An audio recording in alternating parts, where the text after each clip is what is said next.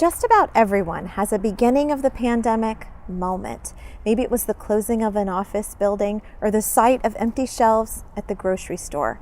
No matter the occurrence, it was the time we felt the seriousness of the situation. For many, it's the one-year anniversary of that feeling. On March 11th, 2020, the coronavirus outbreak was labeled a pandemic. Within days, in-person gatherings, such as the celebration of Mass, were suspended. NC Catholics Now begins in Goldsboro at St. Mary Church, where Father Rock remembers turning people away. I was out there on the church's parking lot, and instead of getting everybody ready for Mass, I was telling people to go home. As a Catholic priest, I stood outside of the church, turning people away from Mass. Not everybody got the message the night before, so quite a few people still came to Mass on Sunday morning, and we had to tell them to go home. And so that was sad. It was traumatic also. But then eventually we had to learn to live with it, and then a week later, we celebrated Mass, live streaming online. When everything is said and done, Jesus always asks us, do you believe?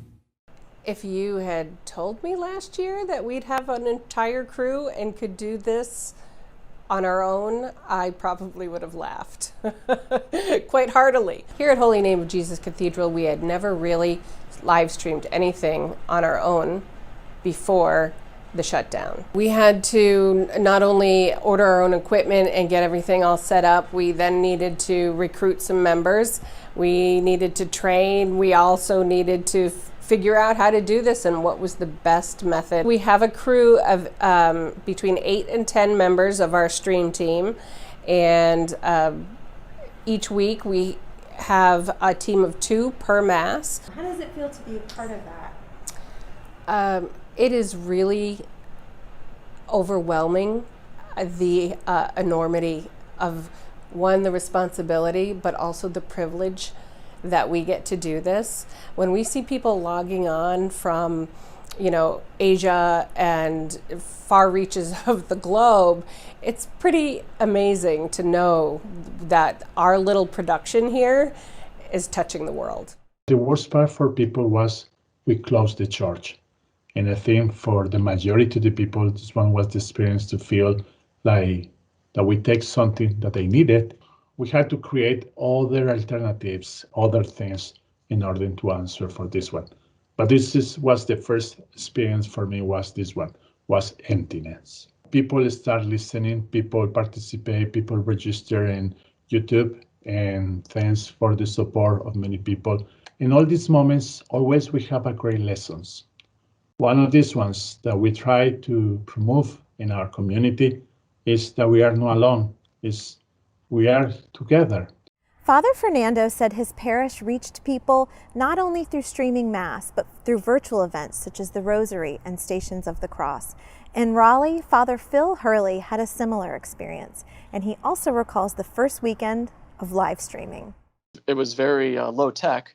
Our experience was really something that first weekend. It was just on one of our staff leaders on his phone, just on his phone set there.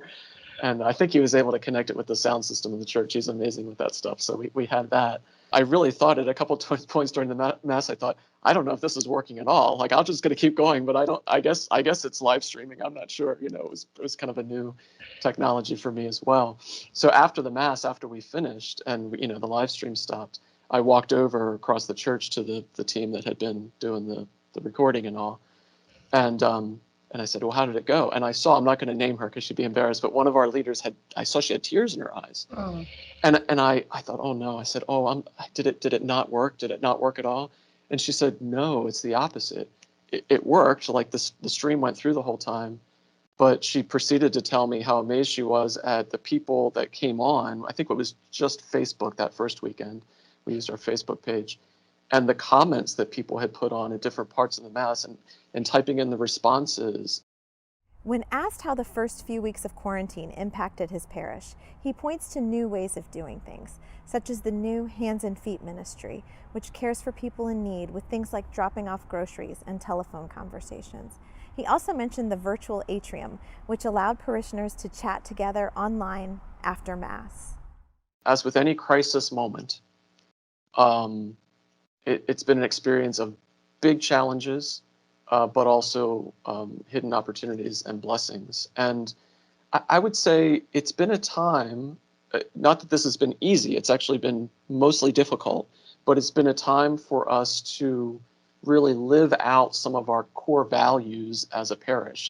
That's all for now. Visit nccatholics.org and dioceseofraleigh.org this month for stories from the past year.